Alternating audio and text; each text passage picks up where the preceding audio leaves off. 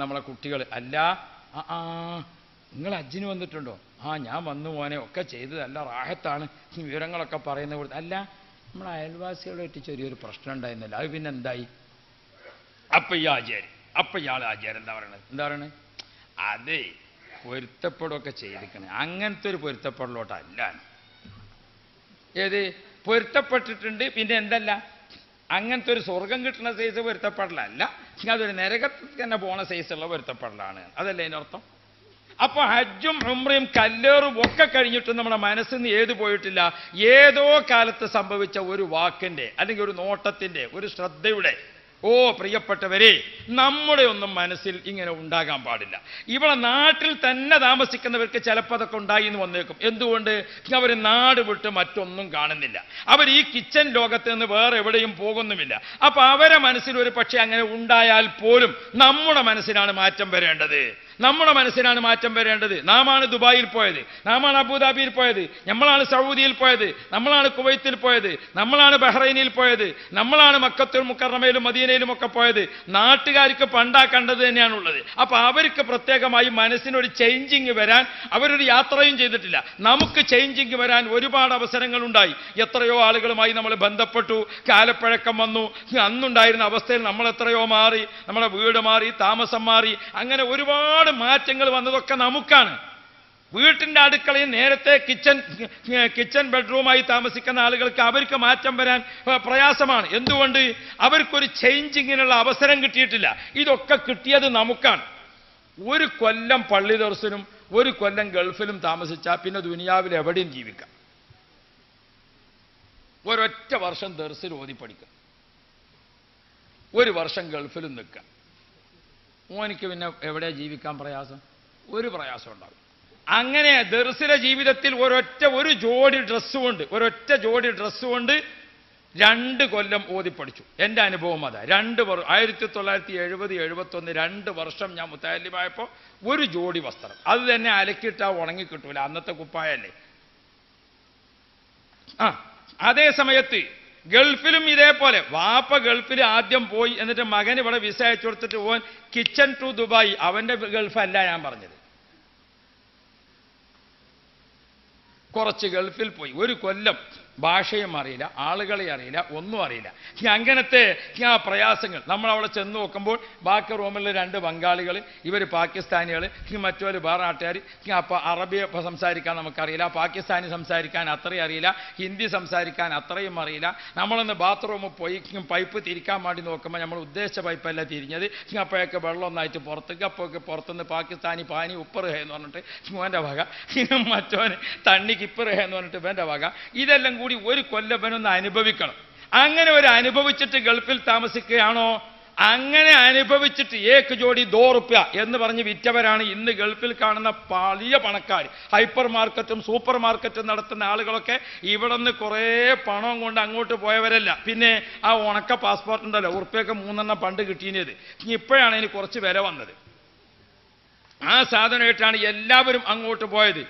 1 ജോഡി 2 റുപ്യ എന്ന് പറഞ്ഞ് വിറ്റവരാണ് ഇന്ന് ഗൾഫിലുള്ള ഭൂരിഭാഗം പണക്കാർ. പക്ഷെ അവരന്നത്തെ കഷ്ടപ്പാട് കണ്ടു. അത് 1 കൊല്ലം അവിടെ അനുഭവിച്ചു, 2 കൊല്ലം അവിടെ താമസിച്ചു, 1-2 വർഷം പള്ളി ദർശനം താമസിച്ചു. മക്കളെ, നമുക്ക് ജീവിക്കാൻ പറ്റാത്തൊരു ദുനിയാവ് പിന്നെ അള്ളാഹിന്റെ ദുനിയാവിലുണ്ടാവില്ല. എല്ലാത്തിനോടും ചേരും. ഞാൻ ആദ്യം ദുബായി ചെന്നപ്പോൾ പാർണൂർ സ്ഥാനെ കണ്ടോടുന്നു. അപ്പം മൂപ്പര് പറഞ്ഞതിനോട് ഭക്ഷണം കൊണ്ടുവന്ന് വെച്ചിരിക്കുന്നത്. അപ്പം ഈ മറ്റേ ഈ വലിയ ഇതുണ്ടല്ലോ, എന്താ അതിന് പറയാം, നമ്മളെ ഈ നാദാപുരം ബൈക്കുണ്ട് വലിയൊരു പത്തരി, അല്ല ഒരു ഓട്ടോറിക്ഷൻ്റെ ടയർ വരെ ഉണ്ടാവും, വലിയ സംഗതി. നമ്മളെ നാട്ടിലെ മലപ്പുറം ജില്ലയിൽ നെയ്സ് പത്തിരി ഉണ്ടാകുക. ഇതിൻ്റെയും വലുതുണ്ട്, ഇവിടെ തടിച്ചിട്ടുള്ളത്, അവിടെ പോയാൽ വീതി കൂടിയിട്ട് അതിനെന്താ പറയുക, വലിയ കുബൂസ്. ഈ കുബൂസും അതിൻ്റെ ഒപ്പം ഒരു കറിയെല്ലാം കൂടി കൊണ്ടുവന്ന് വെച്ചപ്പോൾ എന്നോട് പാർന്നൊരു ഉസ്താദ് പറഞ്ഞു, മോനെ ഇവിടെ എങ്ങനെ നിസ്കരിച്ചാലും ശരിയാവും, എന്ത് കഴിച്ചാലും ഇവിടെ വിശപ്പ് വരും, എവിടെ കിടന്നാലും ഉറങ്ങുകയും ചെയ്യും, അങ്ങനത്തെ രാജ്യമായി ഇതെന്നാണ്. അതാ. അപ്പോൾ അതാണ് ഗൾഫിൽ നമ്മൾ കുറച്ചു കാലം ഒന്ന് താമസിക്കുമ്പോൾ നമുക്കൊരു ജീവിതം മനസ്സിലാക്കാൻ സാധിക്കണം. അപ്പം ഞാൻ ഓർമ്മപ്പെടുന്നത്, പ്രവാസികളായ സുഹൃത്തുക്കളെ, നിങ്ങളെ സംബന്ധിച്ചിടത്തോളം, ഒരു പ്രവാസിയെ സംബന്ധിച്ചിടത്തോളം തീർച്ചയായും നിങ്ങളെ ജീവിതം, ഞാൻ അവിടെ വന്നും പറയാറുണ്ട്, എന്താണ്, ഒരു മേശപ്പുറത്ത് കത്തിച്ചു വെച്ചിരിക്കുന്ന മെഴുകുതിരിയാണ് ഒരു പ്രവാസി സഹോദരൻ. അവൻ ഉരുകുകയാണ്. ഉരുകുകയാണ്. ഗൾഫിൽ ഇപ്പോൾ ഈ വർഷത്തെ റമളാനു ഷരീഫിൽ 14 മണിക്കൂർ നോമ്പെടുക്കേണ്ടി വരും. കഠിനമായ ചൂടാണ് ഗൾഫിലെ എല്ലാ കൺട്രിയിലും, എല്ലാ സ്ഥലത്തും കഠിനമായ ചൂടാണ്. 14 മണിക്കൂർ അവിടെ നോമ്പ്, ഈ കഠിനമായ ചൂട്. ഇവിടെയാണെങ്കിലോ മണിക്കൂറിൽ വലിയ വ്യത്യാസമൊന്നും ഉണ്ടാവില്ല. പക്ഷേ ഇവിടെ നല്ല മഴക്കാലം. ഇപ്പോൾ ബറാത്തിന്റെ നോമ്പ് നോറ്റല്ലേ നമ്മൾ, തുറക്കാനായിട്ടും തുറക്കണമെന്ന് തോന്നുന്നില്ല. പിന്നെ തുറക്കാണ്ടിരുന്നാൽ പറ്റൂല്ലോ എന്ന് വിചാരിച്ചു. അത്രയും നല്ല മഴയും തണുപ്പുമാണ് ഇവിടെ. ഈ വ്യത്യാസത്തിൽ നമ്മൾ അവിടെ കടന്ന് ഉരുകുകയാണ്, ഗൾഫിൽ കടന്ന് ഉരുകുകയാണ് നിങ്ങൾ. ആ ഉരുകി ഉരുകി ഉരുകി ഒരു മാസം നിങ്ങൾ ഉരുകിയാൽ 1000 റിയാൽ 1000 ദിർഹംസ് അത് കയ്യിൽ കിട്ടും. അത് കുവൈത്ത് ഒമാനൊക്കെ ആകുമ്പോൾ 1000-100 വരും. ഞാൻ ആദ്യം കുവൈത്ത് പോയപ്പോൾ ആരോടും സംഭാവന ഒന്നും വാങ്ങിയില്ല. എന്താ വെച്ചാൽ ആരോട് സംഭാവന, അവനോട് ശമ്പളം ചോദിച്ചപ്പോൾ 50 ഉറുപ്പ്യാണെന്ന്, മറ്റവനോട് ചോദിച്ചപ്പോൾ 40 ഉറുപ്പ്യാന്ന്. ഞാൻ ഇവിടുന്ന് 1000 ഉറുപ്പ്യ ശമ്പളമുള്ള ആൾ പോയതാ. ഞാൻ വിചാരിച്ചു ഈ മിസ്കിന്മാരോട് എന്ത് വാങ്ങാനാണ് വിചാരിച്ചു. ഇവർ 1000 ഉറുപ്പ്യ, ഇവർ 50 ഉറുപ്പ്യ 40 ഉറുപ്പ്യ എന്നാണ് പറയുന്നതും. ഞാൻ വിചാരിച്ചു പാവങ്ങൾ കലേ പ്രവാസികളെ പറ്റിയിട്ട് പത്രത്തിൽ ഇങ്ങനെ കാണുകയും ചെയ്യാം, അതിൽപ്പെട്ട ആളായിരിക്കും ഇത് എന്ന് വിചാരിച്ചിട്ട് ആ പോക്കിൻ്റെത് വെറുതെ ആയിപ്പോയി, പാവം വിചാരിച്ചിട്ട്. പിന്നെ ഞാൻ ഇത് അറിയുന്നത് അത് കുവൈത്തിൽ 50 അപ്പോൾ ഇരിക്കട്ടെ, അത് വേറെ ഒരു കഥ. അപ്പോൾ ഞാൻ ഓർമ്മപ്പെടുത്തുന്നത്, നമ്മൾ ഈ പ്രവാസികളായി നമ്മളവിടെ ഉരുകി ഒരു മാസം തീർന്നപ്പോൾ 31-ാം തീയതി 30-ാം തീയതി 1-ാം തീയതി ഒക്കെ നമുക്ക് കിട്ടിയപ്പോൾ 100, 50, 1000 കിട്ടിയപ്പോൾ അത് നാട്ടിലേക്ക് കണക്ക് കൂട്ടി നോക്കുമ്പോൾ കുറച്ച് കൂടുതലുണ്ട്. അൽഹംദുലില്ലാഹ്. UAE-യിലെ 1000 ഇവിടുത്തെ 12,000 ഉണ്ട് അല്ലേ? സൗദിയിലെ 1000 ഇവിടുത്തെ 11,500 ഉണ്ട്. ഇങ്ങനെ വന്നപ്പോൾ നമ്മൾ അവിടുത്തെ വെള്ളം, ലൈറ്റ്, താമസം, ബാക്കിയുള്ളതൊക്കെ കൊടുത്തു കഴിഞ്ഞപ്പോൾ നമ്മുടെ കയ്യിൽ ബാക്കി വന്ന 5000-ൽ നിന്ന് 1000 പള്ളിയിലേക്ക്, 1000 മദ്രസയിലേക്ക്, 2000 കുടുംബത്തിലേക്ക്, 1000 മരണപ്പെട്ടു പോയ അയൽവാസിയായ ഒരാൾ പറ്റ കഷ്ടപ്പാടുണ്ട്, അവർക്ക് ആദ്യത്തെ ശമ്പളത്തിൽ നിന്ന് ഇങ്ങനെ നിങ്ങൾ അയച്ചു കൊടുത്തു. ഒരു മാസം ഉരുകിയപ്പോൾ നിങ്ങൾ ആ ഒരു മാസം ഉരുകിയതിൻ്റെ ഫലം എന്താണ്? ഇവിടെ കുറേ ആളുകൾക്ക് വെളിച്ചം കണ്ടു. ഉമ്മാക്ക്, വാപ്പാക്ക് അവിടെ മരുന്ന് വാങ്ങാൻ, ഇവിടെ ചികിത്സയ്ക്ക്, മറ്റിടത്ത് വീടുണ്ടാക്കാൻ, എത്തിയും കുട്ടിയെ കെട്ടിക്കാൻ. നിങ്ങൾ ആ ഉരുകിയതിൻ്റെ മെഴുകുതിരിയായി നിങ്ങൾ ഉരുകിയാലോ. മെഴുകുതിരിക്കൊരു സമാധാനമുണ്ട്. എന്താ? ഞാൻ ഉരുകിയാലും എൻ്റെ വെളിച്ചത്തിൽ മറ്റേയാൾക്ക് കത്തെഴുതാൻ പറ്റിയാലോ, എൻ്റെ വെളിച്ചത്തിൽ മറ്റേയാൾക്ക് ഖുർആൻ ഓതാൻ പറ്റിയാലോ, എൻ്റെ വെളിച്ചത്തിൽ മറ്റേയാൾക്ക് സുജൂദ് ചെയ്യാൻ പറ്റിയാലോ. മെഴുകുതിരിക്കൊരു സമാധാനം. ഞാൻ വെളിച്ചം കാണിച്ചു കൊടുത്തത് കൊണ്ടല്ലേ ഇവർക്കൊക്കെ ഇത് ചെയ്യാൻ പറ്റിയത്. എന്ന പോലെ പ്രവാസികളെ, നിങ്ങൾ ഒരു മാസം ഉരുകിയാൽ ഇവിടെ ഞങ്ങൾക്ക് ചെറിയ വെളിച്ചം കിട്ടും. അതാണ് നിങ്ങൾ ചെയ്യുന്ന സേവനം.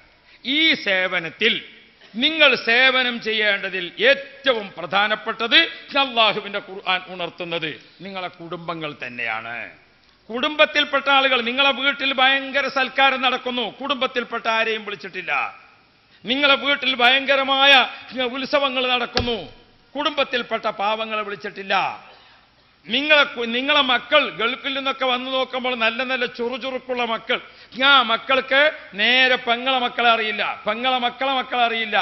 അങ്ങനെ കുടുംബത്തിൽപ്പെട്ട മക്കളെ ഒന്നും അവർക്ക് പരിചയം ഇല്ല. ഈ രൂപത്തിൽ കുടുംബങ്ങളുമായുള്ള അകൽച്ച ഒരിക്കലും നമ്മുടെ ജീവിതത്തിൽ ഉണ്ടാകാൻ പാടില്ല.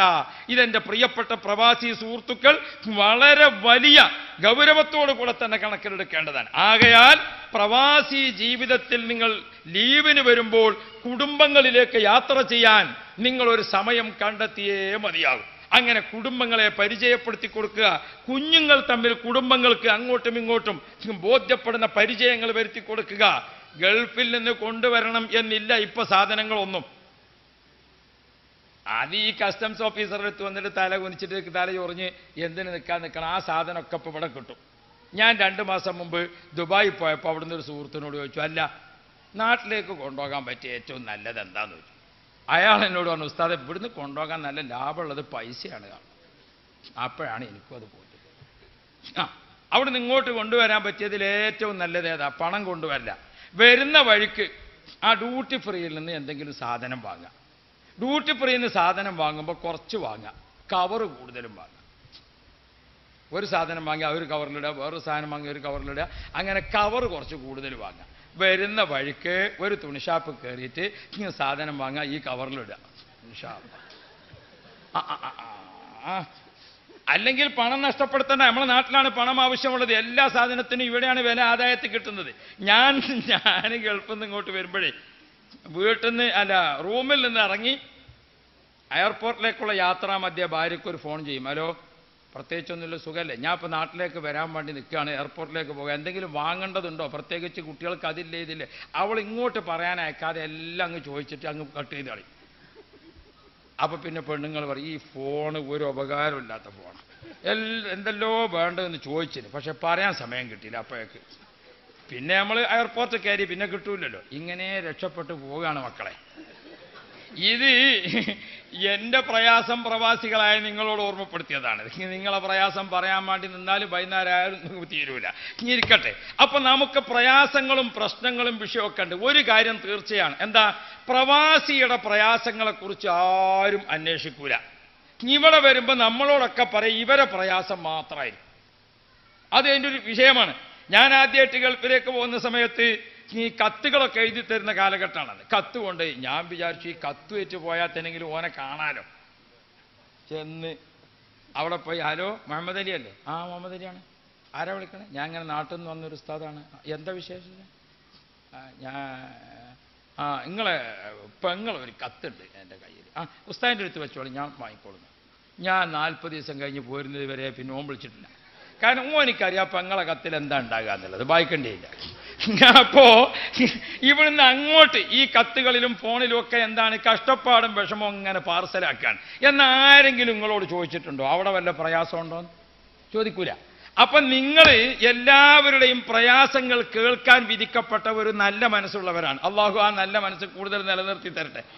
അപ്പോ അള്ളാഹു സുബ്ഹാനഹു വ തആല ആ പ്രയാസങ്ങൾ തീർക്കുന്നത് കൊണ്ട് നിങ്ങൾ വിചാരിച്ചോ നിങ്ങൾക്കതൊരു കഷ്ടപ്പാടാകുന്നു?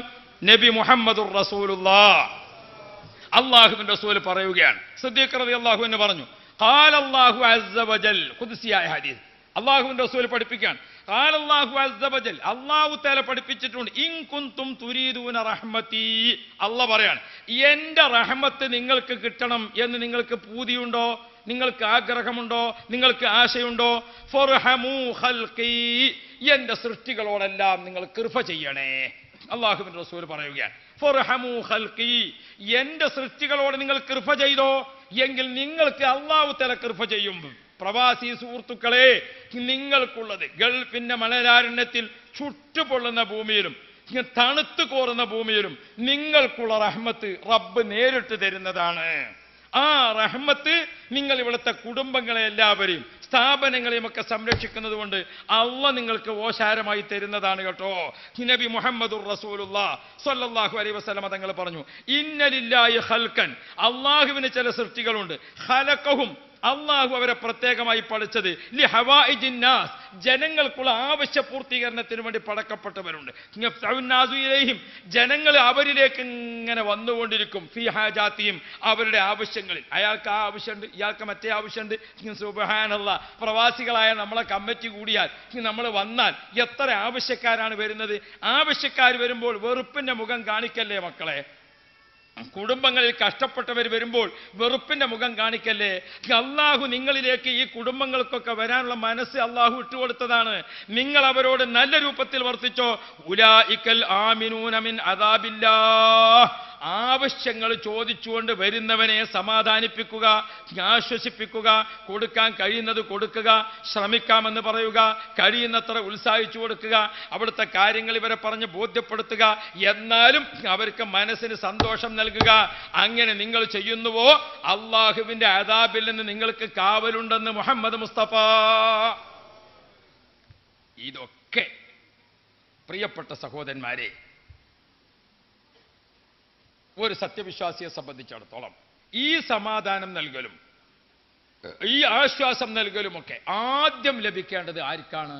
നിങ്ങളെ രക്തബന്ധം, നിങ്ങളെ വിവാഹബന്ധം, നിങ്ങളെ അയൽവക്ക ബന്ധം, കുടുംബത്തിന്.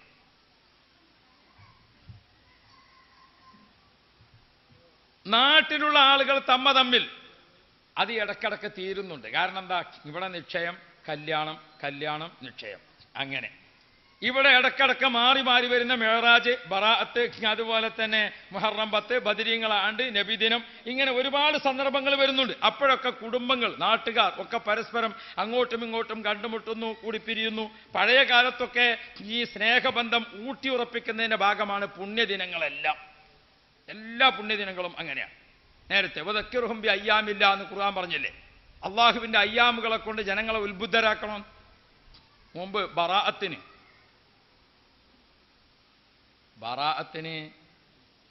അപ്പുറത്തെ വീട്ടിൽ ഏതുണ്ടാക്കി? നെയ്യപ്പം ഉണ്ടാക്കി.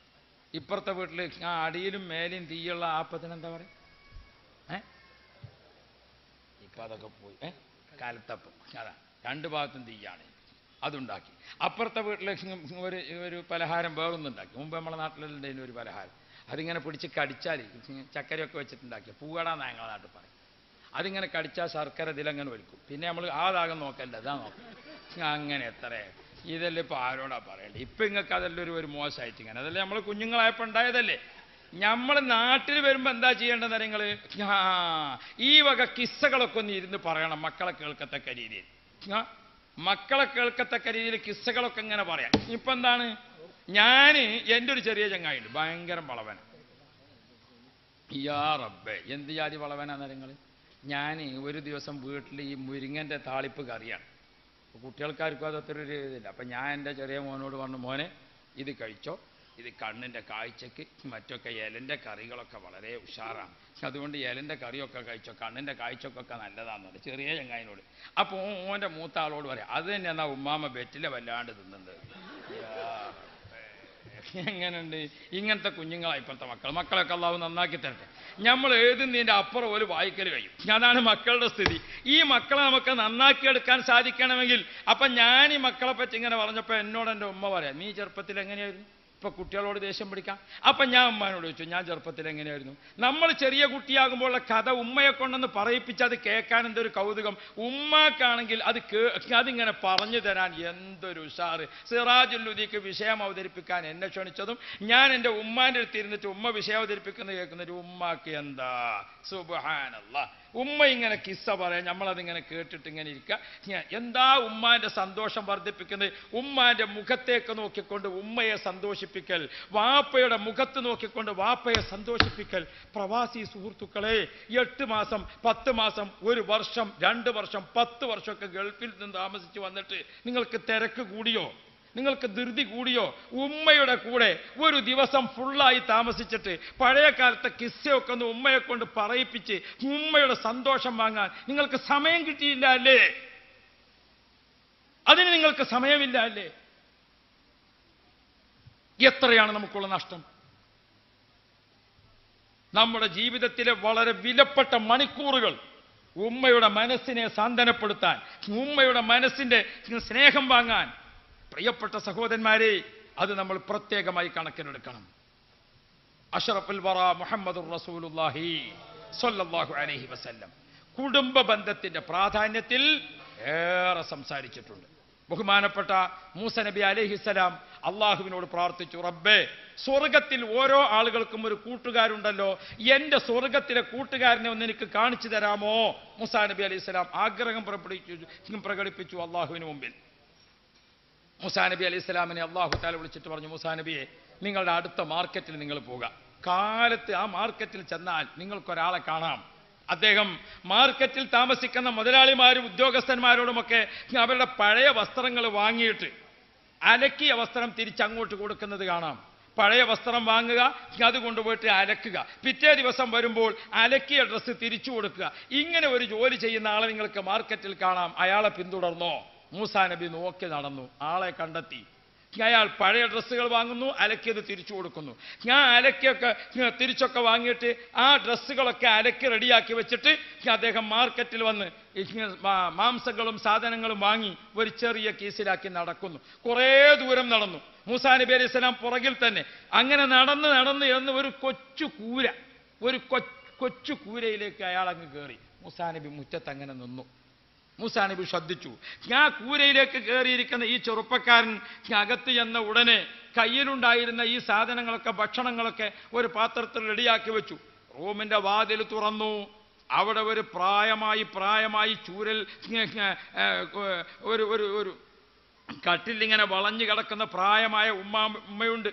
ആ ഉമ്മയെ ഈ ചെറുപ്പക്കാരൻ ചെന്ന് നോക്കുമ്പോൾ രാവിലെ പോയിട്ട് ചെറുപ്പക്കാരൻ തിരിച്ചു വരുന്നതിനൊക്കെ ആ ഉമ്മ അവിടെ മൂത്രമൊഴിച്ചതുണ്ട്, തുപ്പിയതുണ്ട്. നമ്മുടെ ഭാഷയിൽ ആ ഉമ്മയുടെ കൊളാമ്പിയും ആ ഉമ്മയുടെ വസ്ത്രങ്ങളും ഇതൊക്കെ അഴിച്ചു വെച്ചു. അതൊക്കെ മാറ്റി പുതിയതൊക്കെ ധരിപ്പിച്ചു കൊടുത്തു. ആ ഉമ്മയുടെ കൊളാമ്പിയൊക്കെ കഴുകി വെച്ചു. ആ ഉമ്മയുടെ റൂമൊക്കെ ഒന്ന് അടിച്ച് വൃത്തിയാക്കി. മാർക്കറ്റിൽ നിന്ന് കൊണ്ടുവന്നിരിക്കുന്ന ഭക്ഷണം ആ മോൻ എടുത്തുകൊണ്ട് വന്നിട്ട് ആ ഉമ്മയെ ഇങ്ങനെ ചുമരിലേക്ക് താങ്ങിക്കിടത്തി. ആ ഉമ്മയുടെ തല ഇങ്ങനെ ചുമരിലേക്ക് വെച്ചിട്ട് ഭക്ഷണം ഇങ്ങനെ കൈകൊണ്ട് ഇങ്ങനെ ഞെമിണ്ടി പാകപ്പെടുത്തിയിട്ട് ആ ഉമ്മയുടെ വായിലേക്ക് ഇങ്ങനെ വെച്ചു കൊടുക്കുമ്പോൾ ഓരോ ഭക്ഷണവും ആ ഉമ്മ താഴോട്ടിറക്കിയിട്ട് ആ ഉമ്മ ദുആ ചെയ്യുന്നു. അല്ലാഹുമ്മ ജഅൽ ഇബ്നി ഹദാ ജലീസ മൂസാ ഫിൽ ജന്ന. റബ്ബേ, എൻ്റെ ഈ പ്രിയപ്പെട്ട മോനെ മൂസാ നബിക്ക് സ്വർഗത്തിൽ കൂട്ടുകാരനാക്കണേ അല്ലാ. പ്രിയപ്പെട്ട സഹോദരന്മാരെ, മൂസാ നബി അലൈഹിസ്സലാം നിറക്കണ്ണുകളോടെ കണ്ട രംഗം കിതാബുകൾ കാണാം. നമുക്ക് അമ്പിയാക്കൾക്കൊപ്പം, നമുക്ക് മഹാന്മാർക്കൊപ്പം സ്വർഗത്തിൽ പ്രവേശനമുണ്ടെന്ന് ബോധം നമുക്ക് വേണം. അതുണ്ടാകണോ? കുടുംബത്തെ നോക്കണം. പ്രവാസി കുടുംബം. നമ്മുടെ കുടുംബത്തിൽ രക്തബന്ധത്തിലെ കുടുംബം, വിവാഹബന്ധത്തിലെ കുടുംബം, മുലകുടി ബന്ധത്തിലെ കുടുംബം, അയൽവക്കം എന്ന കുടുംബം, നമ്മൾ സംഘടനാ കുടുംബം എന്ന രീതിയിലാണ് നാം ഈ ഒരുമിച്ച് കൂടിയിട്ടുള്ളത്. ഇതൊരു ഈമാനിക കുടുംബമാണ്. ഇത് വളരെ പ്രധാനപ്പെട്ടതാണ്. അല്ലാഹു നിലനിർത്തുമാറാവട്ടെ. ഇതിൻ്റെ 100 ഇരട്ടി നിലനിർത്തേണ്ട മറ്റൊന്നാണ് നമ്മുടെ ഏറ്റവും അടുത്ത രക്തബന്ധത്തിലുള്ള കുടുംബങ്ങൾ. കുടുംബങ്ങളിലേക്ക് മക്കളുമായി പോയി കുടുംബയാത്ര ചെയ്യുക, കുടുംബങ്ങളെ ഇങ്ങോട്ട് വിളിക്കുക. സാധിക്കുന്നവർ സാധിക്കുന്നത് പോലെ ചെയ്താൽ മതിയല്ലോ. സുബ്ഹാനല്ലാഹ്, എനിക്ക് കഴിവുണ്ട്. ഞാൻ കഴിഞ്ഞ വർഷം നോമ്പ് തുറപ്പിച്ചത് 300 ആളുകളെയാണ് എന്ന് വെച്ചോ. ഉദാഹരണത്തിന് എൻ്റെ അനുജന് കഴിവില്ല. ഞാൻ അവനോട് പറഞ്ഞു, മോനെ, നിനക്ക് നോമ്പ് തുറപ്പിക്കാൻ കഴിവില്ലെങ്കിൽ നല്ലൊരു കാര്യം ഞാൻ പറഞ്ഞുതരാം. എന്താണ്? നീയും ഭാര്യയും 2 മക്കളും നിങ്ങൾക്ക് നോമ്പ് തുറക്കാൻ ഉണ്ടാക്കണമല്ലോ. അതിൽ ഒരു 5 പത്തിരി കൂടുതൽ ഉണ്ടാക്കുക ദിവസം. ഒരു ദിവസം ഒരാളെ വിളിക്കുക, അയൽവാസിയായ ഒരാളെ വിളിച്ചു ഒരു ദിവസം, 2ാമത്തെ ദിവസം വേറൊരാളെ വിളിച്ചു, 3ാമത്തെ ദിവസം വേറൊരാളെ വിളിച്ചു. 30 ദിവസവും ഓരോരാളെ തുറപ്പിച്ചപ്പോൾ 30 ആളെ നോമ്പ് തുറപ്പിച്ച പ്രതിഫലം അവനിക്കും ഉറച്ചു. കഴിവുള്ളത് കൊണ്ട് എനിക്ക് 300 ആളെ തുറപ്പിക്കാൻ വേണ്ടി പറ്റി, എനിക്ക് കഴിവില്ലല്ലോ എന്ന് ഒഴിയലല്ല. അയൽവാസി കുടുംബം, രക്തബന്ധത്തിലെ കുടുംബം, വിവാഹബന്ധത്തിലെ കുടുംബം. ഇവിടെയാണ് ഞാൻ എൻ്റെ സഹോദരിമാരോട് പറഞ്ഞത്, സഹോദരിമാരെ, ഭർത്താവിൻ്റെ കുടുംബത്തിലേക്ക് പോകാൻ, ആ കുടുംബത്തിലെ ആളുകളെ വിവരമറിയാൻ, അവരെ സഹായിക്കാൻ നിങ്ങളെ ഭാഗത്തുനിന്നാണ് പ്രേരണ വേണ്ടത്. ഭർത്താക്കന്മാരെ, ഭാര്യയുടെ കുടുംബത്തിലേക്ക് പോകാൻ, അവരെ സഹായിക്കാൻ, അതിനുള്ള പ്രേരണ നിങ്ങളെ ഭാഗത്തു നിന്നാണ് വരേണ്ടത്. അങ്ങനെ ഭർത്താവിൻ്റെ ഭാഗത്തു നിന്നും ഭാര്യയുടെ ഭാഗത്തു നിന്നും ആ രൂപത്തിലുള്ള ഒരു പ്രത്യേകമായ താല്പര്യം ജനിക്കുമ്പോൾ കുടുംബങ്ങൾ തമ്മിലുള്ള ഇസ്ലാം വളരെയധികം ആഘോഷങ്ങളായി കൊല്ലത്തിൽ ഏറ്റവും പ്രധാനപ്പെട്ട 2 ആഘോഷങ്ങൾ ഇസ്ലാം വെച്ചു. ഒന്ന് ചെറിയ പെരുന്നാൾ, ഒന്ന് വലിയ പെരുന്നാൾ. ആ 2 പെരുന്നാൾ ദിവസത്തെക്കുറിച്ചും ഖുതുബയിൽ നമ്മൾ കേട്ടത് എന്താണ്? യൗമുസ്സീനത്തി വൽ ഈദ്, യൗമുജിത്തിമാഇൽ ഖരീബി വൽ ബഈദ്. ഞാൻ എൻ്റെ തുടക്കത്തിൽ പറഞ്ഞ വിഷയത്തിലേക്ക് തിരിച്ചു പോകുന്നു. നമുക്ക് 2 കടമ. ഒന്ന്, ഉടമസ്ഥനായ റബ്ബുമായി നേരിൽ ബന്ധപ്പെട്ട കാര്യങ്ങളിൽ കടമ നിർവഹിക്കുക. 2, അള്ളാഹുവിന്റെ സൃഷ്ടികളുമായി ബന്ധപ്പെട്ടതിൽ പെരുന്നാളിന് നിസ്കരിക്കണം, അള്ളാഹുമായി ബന്ധപ്പെട്ടതാണ്. തക്ബീർ ചൊല്ലണം, അള്ളാഹുമായി ബന്ധപ്പെട്ടതാണ്. ഫിത്ർ സക്കാത്ത് കൊടുക്കണം, അത് സൃഷ്ടികളുമായി ബന്ധപ്പെട്ടതാണ്. അവർക്കൊക്കെ പുതുവസ്ത്രമുണ്ടോ എന്ന് നോക്കണം, അത് ജനങ്ങളുമായി ബന്ധപ്പെട്ടതാണ്.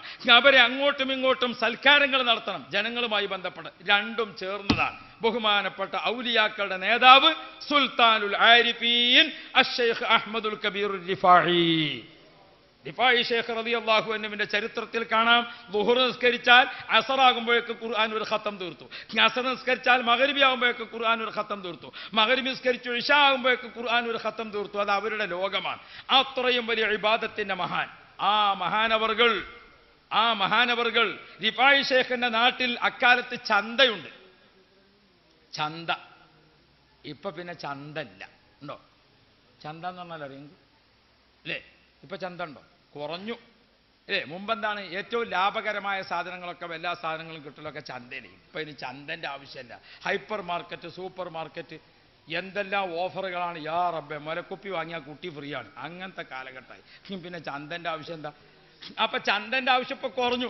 അന്നതല്ല, ചന്തയിലാണ് എല്ലാ സംഗതികളും കിട്ടാറുള്ളത്. യാ റബ്ബ്. അപ്പൊ ആ ചന്തയുടെ ദിവസം റിഫായി ശൈഖ് റളിയല്ലാഹു അൻഹു നാട്ടിൽ ചന്ത നടക്കുന്ന കാലത്ത് ബഹുമാനപ്പെട്ടവർ ആ ദിവസത്തിലെ ഇബാദത്തുകൾ വളായിഫുകളൊക്കെ നേരത്തെ ചെയ്തു തീർത്തിട്ട് വളരെ കാലത്ത് ബഹുമാനപ്പെട്ടവർ ആളുകൾ ഇങ്ങനെ നടന്നു പോകുന്ന റോട്ടിൽ വന്ന് കാത്തു നിൽക്കുകയാണ്. എന്താ കാത്തു നിൽക്കുന്നത്? ചന്തയിലേക്ക് മുതലാളി പോകുന്നു, തൊഴിലാളി പോകുന്നു, കച്ചവടക്കാർ പോകുന്നു, ബിസിനസ്സുകാർ പോകുന്നു, വ്യാപാരികൾ പോകുന്നു. ആ കൂട്ടത്തിൽ അവരൊക്കെ ജീവിതത്തിന് വഴി കണ്ടെത്തുന്ന അതേപോലെ തന്നെയാണ് കണ്ണ് കാണാത്ത ആള്, സംസാരിക്കാൻ പറ്റാത്ത ആള്, നടക്കാൻ പറ്റാത്ത ആള്, അവരും ഒക്കെ ചന്തയിലേക്ക് പുറപ്പെടുന്നുണ്ട്. പക്ഷേ ചന്തയിലേക്ക് വഴി അറിയാതെ കണ്ണ് കാണാത്ത ആള് വഴിതെറ്റിപ്പോകുന്നു. ചന്തയിലേക്ക് നടക്കാൻ കഴിയാതെ വേച്ച് ചന്തി വെച്ച് നിരങ്ങി നടന്ന് അങ്ങോട്ടേക്ക് എത്താൻ ചന്ത സമയം കഴിഞ്ഞിട്ടും പുറപ്പെട്ട ആള് ചന്തയിലെത്തുന്നില്ല. ഇങ്ങനെ കഷ്ടപ്പെട്ട ആളുകളുണ്ട്. അവരെ പ്രതീക്ഷിച്ചുകൊണ്ട് റിഫായി ശൈഖ് റളിയല്ലാഹു അൻഹു കാത്തു നിൽക്കുകയാണ്. അതാ പ്രിയപ്പെട്ട സഹോദരന്മാരെ, ഒരു ദിവസം റിഫായി ശൈഖ് റളിയല്ലാഹു അൻഹു കാത്തു നിൽക്കുമ്പോൾ ഇങ്ങനെ ചന്തി വെച്ചിട്ട് ഇങ്ങനെ വേച്ച് നിരങ്ങി വരുന്ന ആളെ കണ്ടപ്പോ റിഫായി ശൈഖ് റളിയല്ലാഹു അൻഹു ഓടിച്ചെന്നു. അദ്ദേഹത്തെ വാരി എടുത്തിട്ട് ചുമലിൽ വെച്ചു.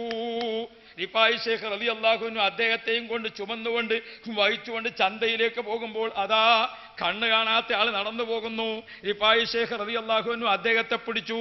ഒരു കയ്യിൽ കണ്ണ് കാണാത്ത ആളെയും ഒരു ചുമലിൽ നടക്കാൻ വയ്യാത്ത ആളെയും വഹിച്ചുകൊണ്ട് ചന്തയിലേക്ക് കയറി ചെല്ലുന്ന സുൽത്താനുൽ ആരിഫീൻ അഹ്മദുൽ കബീർ റിഫായി ശൈഖ് തങ്ങളെ ഫോട്ടോ നിങ്ങളെ മനസ്സിലൊന്ന് ഓർത്തു നോക്കൂ.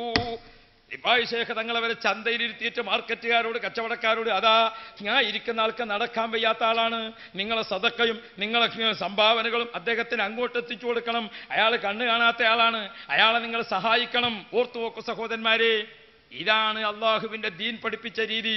റിഫായി ശൈഖ് റളിയല്ലാഹു അൻഹു നാട്ടിൽ പട്ടികൾക്ക് രോഗമായി. ഇപ്പൊ നമ്മുടെ നാട്ടിൽ പന്നിപ്പനി എന്ന് പറഞ്ഞല്ലോ ഇല്ലേ, ഇപ്പൊ അതെല്ലാം കൂടി H1N1 എന്നൊക്കെ ആക്കി മാറ്റിയതാണ്. സംഗതി പന്നിപ്പനി തന്നെയാണ്. പട്ടിക്ക് പനി ഉണ്ടായി, പട്ടിക്ക് രോഗമായി, പട്ടിക്ക് പനി പിടിച്ചിട്ട് വിറവിറച്ചുകൊണ്ട് ശരീരത്തിനൊരു പഴുപ്പ്, ആ പഴുപ്പ് പൊട്ടിയിട്ട് രോഗം, മാംസങ്ങൾ കൊഴിഞ്ഞു പോകുക. റിഫായി ശൈഖിന്റെ മുന്നിൽ പട്ടി കരഞ്ഞുകൊണ്ട് വന്നു. മഹാനായ റിഫായി ശൈഖ് റളിയല്ലാഹു അൻഹു എന്താണ് ചെയ്തത്? റിഫായി ശൈഖ് തങ്ങൾ ആ പട്ടിക്ക് താമസിക്കാൻ ചെറിയൊരു കൂര ഇങ്ങനെ ഉണ്ടാക്കി, നമ്മളെ ഈ കൊട ഇങ്ങനെ പൂട്ടി വെച്ചതുപോലെ ഒരു കൂടിങ്ങനെ ഉണ്ടാക്കി. ആ കൂട്ടിനകത്ത് ഇല വെട്ടിയിട്ട് വെച്ചു. റിഫായി ശൈഖ് തങ്ങൾ പട്ടിക്ക് അവിടെ വിശ്രമിക്കാൻ സൗകര്യം ചെയ്തു കൊടുത്തു. മഹാനായ റിഫായി ശൈഖ് തങ്ങൾ മലമുകളിൽ കയറി പറിമരുന്നുകൾ പറിച്ചുണ്ടാക്കി, ജെയ്ത്തെണ്ണയിൽ വെച്ച് കാച്ചി, അത് പക്ഷിയുടെ തൂവലെടുത്തു, എന്നിട്ട് പട്ടിയുടെ ശരീരത്തിൽ ഇങ്ങനെ പുരട്ടിക്കൊടുത്തു. പച്ചമരുന്ന് ചികിത്സ ഒരു കോഴ്സാണ്. 40 ദിവസത്തെ കോഴ്സ് പൂർത്തിയാക്കി പട്ടി ആരോഗ്യവതിയായി പുറത്തു വന്നപ്പോൾ ആളുകളൊക്കെ ചോദിച്ചു, അല്ല റിഫായി ശൈഖ് തങ്ങളെ, നിങ്ങൾ ഈ പട്ടി ഇങ്ങനെ ചികിത്സിക്കാൻ? ആ സമയത്ത് ബഹുമാനപ്പെട്ടവർ പറഞ്ഞു, രോഗം ആർക്ക് വരും കണക്കാക്കാൻ പറ്റിയതല്ല. മനുഷ്യനായാലും പട്ടിക്കായാലും രോഗം നൽകുന്നത് ആരും ചോദിച്ചു വാങ്ങിയതല്ല, അള്ളാഹു കൊടുക്കുന്നതാണ്.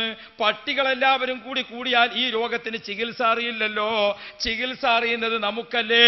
ആ പട്ടി വേദനിച്ച് നമ്മുടെ മുമ്പിൽ വന്ന് കരഞ്ഞിട്ട് അതിന് ചികിത്സിക്കാതിരുന്നാൽ നാളെ അള്ളാഹുവിന്റെ കോടതിയിൽ വരുന്ന സമയത്ത് ഈ പട്ടി റബ്ബിനോട് പറയാണ്, റബ്ബേ, അഹ്മദുൽ കബീർ നല്ല ആളായിരിക്കും, വലിയ ആളായിരിക്കും, സംഗതി ശരിയാണ്, വേദന സഹിച്ച് പെടപടച്ചുകൊണ്ട് ഞാൻ ഇദ്ദേഹത്തിന്റെ മുന്നിലെത്തിയപ്പോൾ എനിക്ക് മരുന്ന് തരാത്ത ആളാണ് കേട്ടോ എന്ന് സിറാത്ത് പാലത്തിനടുത്ത് പട്ടി എന്നെ സംബന്ധിച്ച് കേസ് പറഞ്ഞാലോ? പ്രിയപ്പെട്ട മുഅ്മിനീങ്ങളെ, അള്ളാഹുവിന്റെ ദീൻ അള്ളാഹുവിന്റെ സൃഷ്ടികളുമായി ബന്ധപ്പെട്ടത് ചെയ്യണം, അള്ളാഹുമായി ബന്ധപ്പെട്ടത് ചെയ്യണം. അത്തിഉല്ലാഹ വഅത്തിഉർ റസൂൽ, രണ്ടുമാണ് ദീൻ, രണ്ടുമാണ് ദീൻ. അഖീമുസ്സലാത്ത വആത്തുസ് സക്കാ, രണ്ടും ആണ് ദീൻ. അനിഷ്കുർലി വലിവാലിദൈക്, രണ്ടും ചേർന്നതാണ് ദീൻ, രണ്ടും ചേർന്നതാണ് ദീൻ. അപ്പോ അള്ളാഹുവിന്റെ സൃഷ്ടികളുമായി ബന്ധപ്പെട്ടത് ചെയ്യണം, അള്ളാഹുമായി നേരിട്ട് ബന്ധപ്പെട്ട് നിസ്കാരം, നോമ്പ്, ഖുർആൻ പാരായണം, എഴുത്തിക്കാപ്പ്, സ്വലാത്ത്, അതെല്ലാം ആ അള്ളാഹുമായി നേരിൽ ബന്ധപ്പെട്ടതാണ്. പ്രിയപ്പെട്ടവരെ, ദാനധർമ്മങ്ങൾ, കുടുംബ ബന്ധങ്ങൾ, ആ ഭാര്യ ഭർത്തൃ ബന്ധങ്ങൾ, അങ്ങനെ അങ്ങോട്ട് ധാരാളം. പിന്നെ ഗൾഫ് സുഹൃത്തുക്കളെ കൊണ്ട്, പ്രവാസി സുഹൃത്തുക്കളെ കൊണ്ട് നമ്മുടെ നാട്ടിന് ചില മാറ്റങ്ങളൊക്കെ ഉണ്ടാക്കാൻ സാധിച്ചു. അത് നിങ്ങളൊക്കെ വിചാരിക്കുന്ന മാറ്റങ്ങളൊക്കെ ഒന്ന്, അതിന് പുറമെ 2 മാറ്റങ്ങൾ. ഒന്ന്, ആളുകളൊക്കെ അസ്സലാമു അലൈക്കും എന്ന് പറയാൻ തുടങ്ങി. സലാം പറയാൻ ആൾക്കാർ മടിയായിട്ട് ഇങ്ങനെ ഇരിക്കും. ഇപ്പം ഈ ഗൾഫ് സുഹൃത്തുക്കൾ വന്നപ്പോൾ എല്ലാവരും അസ്സലാമു അലൈക്കും, അസ്സലാമു അലൈക്കും. അപ്പോൾ ഒരു സലാം പറയൽ കൂടിയിട്ടുണ്ട്. ആ സലാം പറഞ്ഞാൽ തന്നെ 2 കൈ ഉണ്ടായാലും അതിന് കിട്ടാൻ വലിയ പണിയാണ്. കൈ 2 എനിക്ക് ആഫിയത്തോടു കൂടെ ഉണ്ടെങ്കിൽ ഒരു കൈ കൊടുക്കാൻ ആളുകൾ ഇങ്ങനെ മടിച്ചിട്ട് കൊടുക്കണം. ഇപ്പോൾ ഈ പ്രവാസി സുഹൃത്തുക്കളൊക്കെ വന്നപ്പോൾ അസ്സലാമു അലൈക്കും ഓരെല്ലാവർക്കും ഒരു കൈ കൊടുത്തിട്ട് നിങ്ങൾ അവിടുന്ന് പഠിച്ചതാണ് അൽഹംദുലില്ലാ. നിങ്ങൾ ആ പഠിച്ച നല്ലത് ഇവിടെ ചിലവാക്കിയപ്പോൾ അത് വലിയൊരു കാര്യമായി. അള്ളാഹു നിങ്ങൾക്ക് റഹ്മത്ത് ചെയ്യട്ടെ. അങ്ങനെ നിങ്ങൾ അതേപോലെ തന്നെ ഗൾഫിൽ പോയി വരുന്ന നമ്മളെ പെണ്ണുങ്ങൾ ഹുർലിയും പർദ്ദക്കാർ നല്ല പങ്ക് വഹിച്ചിട്ടുണ്ട്. അതോടൊപ്പം നമ്മളെ ഗൾഫിൽ നിന്ന് വരുന്ന പെൺകുട്ടികളൊക്കെ എന്താണ്, ചെറിയ പെൺകുട്ടികളും വലിയവരും ഒക്കെ നല്ല പർദ്ദ ധരിച്ചിട്ട് അവർ നല്ല വസ്ത്രമൊക്കെ ധരിച്ചിട്ട് എല്ലാവർക്കും പർദ്ദ. അപ്പൊ ഈ പർദ്ദ ധരിക്കാൻ തുടങ്ങി നോക്കുമ്പോൾ അൽഹംദുലില്ലാ നമ്മളെ നാട്ടിൽ നല്ലൊരു വിപ്ലവമായി. ഞങ്ങൾ ഉസ്താദന്മാർ എത്ര കാര്യം കരഞ്ഞു, മക്കളെ ഈ സാരി നല്ലതല്ലോ എന്ന് പറഞ്ഞിട്ട്. പക്ഷെ ആ കരച്ചിലൊന്നും ആളുകൾ കേട്ടില്ല. നിങ്ങൾ അവിടുന്ന് കുറച്ച് നല്ല പർദ്ദയെല്ലാം ധരിച്ചിട്ട് ഇവിടെ വന്ന് നല്ല റാഹത്തായിട്ട് ഇങ്ങനെ കണ്ടപ്പോൾ അതിപ്പോൾ ഒരു ഫാഷനായി. ഇപ്പം ഫാഷൻ കുറച്ച് കൂടിയിട്ടുണ്ട് എന്ന് മാത്രം അല്ലാഹ് കാക്കട്ടെ. യാ അല്ലാ, ഇന്നാണ് ഞാൻ 3 പെണ്ണുങ്ങൾ ഒരുമിച്ച് പോകുന്നത് കണ്ടു. വണ്ടിയിൽ ഇങ്ങനെ പോകും. എങ്ങനെ എല്ലാവരും ധരിച്ചിരിക്കുന്നത് ഈ കറുത്ത പർദ്ദ തന്നെ, ഒറ്റൊന്ന് തല മറച്ചിട്ടില്ല. തലയിലിടുന്ന തട്ടങ്ങനെ ചുമലിൽ വീണ് കിടക്കുന്നത്. ഇത് വലിയ ദുൽമാണ്. ഇത് വലിയ ദുൽമാണ് ചെയ്യുന്നത്. എന്താ, നേരത്തെ സാരിയും ചിറ്റിട്ട് തലമറക്കാണ്ട് പോകണണ്ട ഏതാ ജാതി എന്ന് തിരിയില്ലായിരുന്നു. ഇപ്പം ഇത് ഇട്ടതോടുകൂടെ ജാതി തിരിയാൻ തുടങ്ങിയിട്ടുണ്ട്. അങ്ങനെയുണ്ട്. ഞാൻ തലയിൽ കെട്ടിയ ഒരു മൊയ്ലാരാ, ഞാൻ ഇങ്ങനെ തുണി മടക്കുത്തിയിട്ട് പോകണണ്ട എങ്ങനെ ഉണ്ടാവും? അല്ല, ഞാൻ ചെറിയൊരു മൊയ്ലാരെന്നല്ല, കാര്യമായ മൊയ്ലാരല്ല. ഞാനിങ്ങനെ ഇതെല്ലാം തുണി മാറിക്കെട്ടിയിട്ട് പോകണണ്ട നിങ്ങൾക്ക് എങ്ങനെ തോന്നും? അതേ തോന്നൽ നമുക്ക് തോന്നുന്നുണ്ട് ഈ പെണ്ണുങ്ങൾ പർദ്ദട്ടിട്ട് ഏതിടാണ്ട് തലമറക്കാണ്ട് പോണത് കാണുമ്പോൾ. ഇത് നിങ്ങൾ ഇസ്ലാമിനെ പരസ്യമായി അവഹേളിക്കലാണ്. ചെയ്യല്ല മക്കളെ, ചെയ്യല്ലേ. അങ്ങനെ നിങ്ങൾക്ക് തല മറച്ചുകൂടാന്നുണ്ടോ? എന്നാ പിന്നെ ഇത് അങ്ങ് ഒഴിവാക്കി. എന്നാ പിന്നെ നമ്മൾ ജാതി ഏതാൻ തിരിയില്ല. എന്താ ഉസ്താദേ, ഇയാൾ വളരെ ഗൗരവത്തിലാണ് വിഷയം നോക്കുന്നത്. അതാ നമ്മൾ ഓതുന്നേ ഇയാൾ കുറച്ച് ഗൗരവമാണ്. പിന്നെ ഇരിക്കട്ടെ, അള്ളാഹു നമുക്ക് ഖൈർ നൽകുമാറാവട്ടെ. ഹബീബ് മുഹമ്മദുർ റസൂലുള്ളാഹി. ഞാൻ എൻ്റെ പ്രവാസി സുഹൃത്തുക്കളോട്, നിങ്ങൾ വിചാരിച്ചാൽ നല്ലൊരു വിപ്ലവം ഉണ്ടാക്കാൻ സാധിക്കും, നല്ലൊരു വിപ്ലവം ഉണ്ടാക്കാൻ സാധിക്കും. അതുകൊണ്ട് പ്രവാസി സുഹൃത്തുക്കളെ, നിങ്ങൾക്ക് വിപ്ലവം ഉണ്ടാക്കാൻ സാധിക്കുന്ന 3 കാര്യം. ഒന്ന്, അഖീദയിൽ ഒരു വിപ്ലവം ഉണ്ടാക്കാൻ സാധിക്കും. എന്താണത്? ഇവിടെയൊക്കെ ആളുകൾക്കൊരു ധാരണയുണ്ട്, ഇവിടെ ഈ കേരളത്തിൽ ഈ സമസ്തയും ബാക്കിയുള്ളതൊക്കെ കൂടെ ഇവിടെ ഉള്ളൂ ഈ മാലിയും മൗലിദും ബാക്കിയുള്ളതും അതും ഇതും എന്നൊരു ധാരണ. നിങ്ങൾ നാട്ടിൽ വരുമ്പോൾ കുടുംബങ്ങളെ വിളിച്ചു വരുത്തിയിട്ട് കുടുംബങ്ങളോട് കിസ്സ പറയാം. കിസ്സ പറയാൻ കാലല്ലാഹു പറയുന്നു വേണ്ടല്ലോ. കിസ്സ പറയാൻ കുറെ വൈഭവം ഉണ്ടാകുക, കുറെ ഭാഷാശുദ്ധി ഉണ്ടാകുക, അതൊന്നും വേണ്ടതില്ല.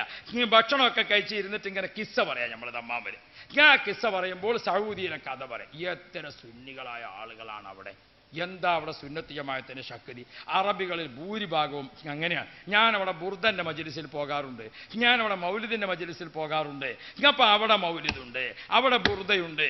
അവിടെ നിങ്ങൾ പറയും ഇപ്പം റമളാനു ഷരീഫ് അടുത്തു, റമളാനു ഷരീഫ് അടുത്തു. ഞാൻ കൂടുതൽ ഖത്തറിലും UAE-യിലും അതുപോലെ തന്നെ ബഹ്റൈനിലും അവിടെയൊക്കെ പോയപ്പോൾ കണ്ടിട്ടുണ്ട്. എന്താണ്, നോമ്പ് തുറക്കേണ്ട ടൈമാകുമ്പോൾ അറബികളെ വീട്ടിൽ നിന്ന് ഭക്ഷണം വരുന്നു. ഏത് ഭാഗത്ത് എവിടേക്ക് വരുന്നു? പള്ളിയിലേക്ക് ഭക്ഷണം വരുന്നു. അടുത്ത വീടുകളിൽ നിന്നൊക്കെ പള്ളിയിലേക്ക് ഭക്ഷണം. അതുപോലെ തന്നെ വീട്ടുകാർ ആ വീട്ടിലുണ്ടാക്കിയ ഭക്ഷണം ഈ വീട്ടിലേക്ക്, ഇവിടുത്തെ ഭക്ഷണം ആ വീട്ടിലേക്ക് അങ്ങോട്ടും ഇങ്ങോട്ടും കൊടുക്കുന്നു. ഇത് അവർ തമ്മിലുള്ള കുടുംബ ബന്ധവും മാനുഷിക ബന്ധവും ഊട്ടി ഉറപ്പിക്കാൻ ആർക്ക് വേണ്ടിയാണ് പള്ളിയിലേക്ക് ഭക്ഷണം കൊടുത്തയക്കുന്നത്? ഒരുപാട് നാട്ടിൽ നിന്ന് തൊഴിലാളികളായി കഴിയുന്നവരും മറ്റും യാത്രക്കാരും മറ്റുമൊക്കെ പള്ളിയിൽ നോമ്പ് തുറക്കാൻ എത്തിപ്പെടും. അവരൊക്കെ ഉദ്ദേശിച്ചുകൊണ്ട് വീട്ടുകാർക്ക് കഴിക്കാനുണ്ടാക്കിയ ബിരിയാണി ഏതാണോ അതേ ബിരിയാണിയും അലീസയും പള്ളിയിലേക്ക് കൊടുത്തയക്കുന്ന പതിവ് അറബികൾക്കുണ്ട്, ഇല്ലേ? അറബികൾക്കുണ്ട്. പ്രിയപ്പെട്ട സഹോദരന്മാർ, ആദ്യം അവർ എവിടെയും കൊടുത്തയക്കുന്നു, പരിസരത്തുള്ള വീടുകളിലേക്ക് കൊടുത്തയക്കുന്നു. ആ അറബിയിൽ നിന്ന് ജോലി ചെയ്തിട്ട് ചെറിയ കാശ് കിട്ടിയിട്ട് നമ്മൾ വീടുണ്ടാക്കി, വീടിന് മതിൽ കെട്ടി, നമ്മളുണ്ടാക്കിയ ഭക്ഷണം നമ്മക്ക് മാത്രം, ആർക്കും കൊടുക്കൂല. നിങ്ങളൊരു വിപ്ലവത്തിന് ഒരുങ്ങണം. പഴയ കാലത്ത് അറബികൾ ഇന്ന് ചെയ്യുന്നത് പഴയ കാലത്ത് നമ്മുടെ നാട്ടിലുണ്ടായിരുന്നു. ബറാഅത്തിനും മെഹ്റാജിനും റബീഉൽ അവ്വലും അവിടെ ഉണ്ടാക്കിയ ചക്കരച്ചോറ് ഇവിടെ കൊടുത്തേക്കും, ഇവിടുത്തെ കൽത്തപ്പ അങ്ങോട്ട് കൊടുത്തേക്കും, അവിടുത്തെ പത്തിരി ഇങ്ങോട്ട് കൊടുത്തേക്കും, അവിടുത്തെ പൂവട അങ്ങോട്ട് കൊടുത്തേക്കും. ഞാൻ 70-ൽ ഓത്താരംഭിച്ചപ്പോൾ ദർസ് നിർത്തി വീട്ടിൽ വന്നത് ബറാഅത്തിൻ്റെ അന്ന. അസർ നിസ്കരിച്ചിട്ട് യാസീൻ ഓതാൻ തുടങ്ങി. എല്ലാ വീടുകളിലും നടന്നിട്ട് ഏകദേശം സുബൈയായിട്ടുണ്ട് തിരിച്ചു വരുമ്പോൾ. അന്നെങ്ങനെ യാസീൻ ഓതുന്നത്? ഒരു വീട്ടിൽ പോയി യാസീൻ ഓതാൻ തുടങ്ങിയപ്പോൾ 4 വീട്ടുകാർ ചുറ്റുഭാഗത്തുള്ളവരൊക്കെ വന്നു. അവരൊക്കെ കൂടി ഒരു പലഹാരമൊക്കെ കഴിച്ച് യാസീൻ ഓതിയായിരുന്നു. അടുത്ത വീട്ടിലേക്ക് പോയി. അപ്പോൾ ആ വീട്ടുകാരൊക്കെ അങ്ങോട്ട് വന്നു. അപ്പോൾ അപ്പുറത്തെ വീട്ടിലേക്ക് പോയി. ആ വീട്ടുകാരൊക്കെ അങ്ങോട്ട് വന്നു. ഈ ഒരു ബന്ധം മനസ്സും ശരീരവും തമ്മിൽ അടുത്തിരിക്കൽ ഒരു കഴിവല്ല, ആണോ? ശരീരത്തെ തമ്മിൽ അടുപ്പിച്ചിരുത്തുന്ന ഒരു കഴിവാണോ? അല്ല. അങ്ങനെയാണെങ്കിൽ ആർക്ക് അവാർഡ് കൊടുക്കണം? അള്ളാഹ്. നമ്മളെ കോഴിക്കോട് പോണ ടൗൺ ബസ് അതാ, ആ ടൗൺ ബസ്സിലെ കണ്ടക്ടർ മുന്നോട്ട് എന്ന് പറഞ്ഞു. നമ്മൾ നേരാന്ന് വിചാരിച്ച് പോയിട്ട് മുന്നോട്ട്. എന്നിട്ടോ ടൗൺ ബസ്സിൽ ഇങ്ങനെ നോക്കുമ്പോൾ ആളുകൾ ഇങ്ങനെ നിറഞ്ഞ്, അതിൽ ലിംഗ വ്യത്യാസമില്ല, ജാതി വ്യത്യാസമില്ല, നിറ വ്യത്യാസമില്ല, എല്ലാവരും അടുത്ത്. ആരെങ്കിലും ആ ബസ്സിലേക്ക് നോക്കിയിട്ട് പറയാറുണ്ടോ ഇവർ നമ്മൾ ഐക്യത്തിലാ? ഈ ബസ്സിൽ നല്ല യോജിപ്പാ, നല്ല ഐക്യാന്ന് ആരും പറയല്ല. എന്തുകൊണ്ട്? ശരീരം കൊണ്ട് മാത്രമേ അടുത്തിട്ടുള്ളൂ, മനസ്സുകൊണ്ട് ഒരാരും തമ്മിൽ അറിയന്നല്ല.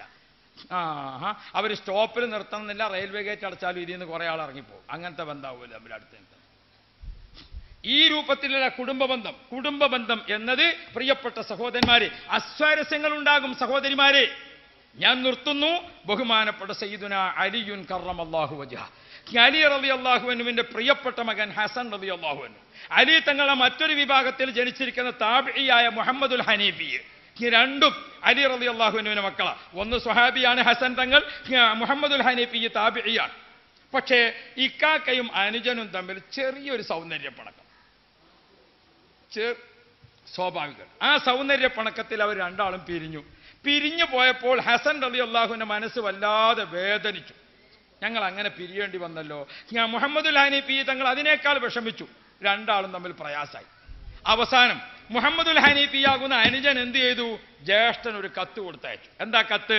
രണ്ടാൾ തമ്മിൽ പിണങ്ങിയാൽ ആദ്യം ആരാണോ സലാം ചൊല്ലി നന്നാകാൻ വരുന്നത് അവർക്കാണ് അള്ളാഹുവിന്റെ അടുക്കൽ ഏറ്റവും ശ്രേഷ്ഠത അവർക്കാ. അപ്പൊ മുഹമ്മദുൽ ഹനീഫി തങ്ങൾ ഇക്കാക്കാക്ക് ഒരു കത്ത് കൊടുത്തയച്ചു.